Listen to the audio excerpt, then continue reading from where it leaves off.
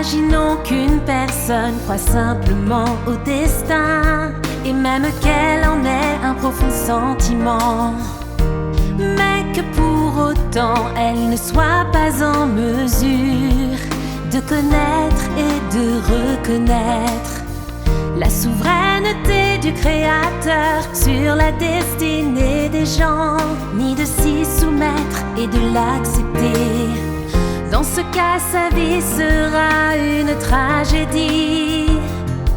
Cette vie aura malgré tout été vécue en vain.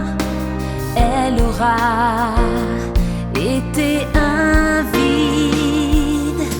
Cette personne sera toujours incapable de se rendre face à la domination du Créateur, de devenir un être humain créé dans le vrai sens du terme et de gagner la reconnaissance du Créateur.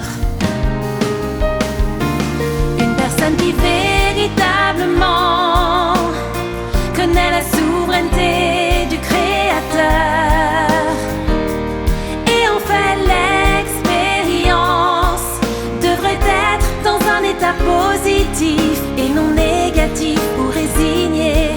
Cette personne, tout en reconnaissant que toutes choses sont prédestinées, possède dans son cœur une définition exacte de la vie et du destin, qui est que la vie entière de l'homme est soumise à la souveraineté du Créateur.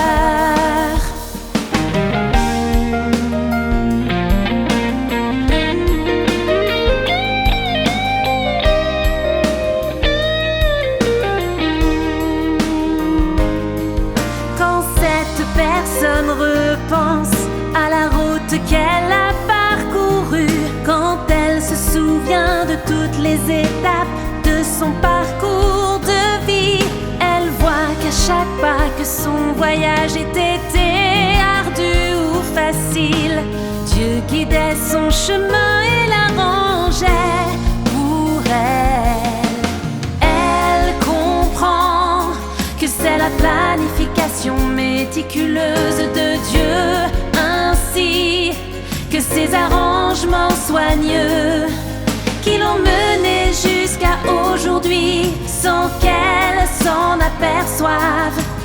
Elle se rend compte qu'être en mesure d'accepter la souveraineté du Créateur, d'accepter son salut, est la plus grande bénédiction dans la vie d'une personne.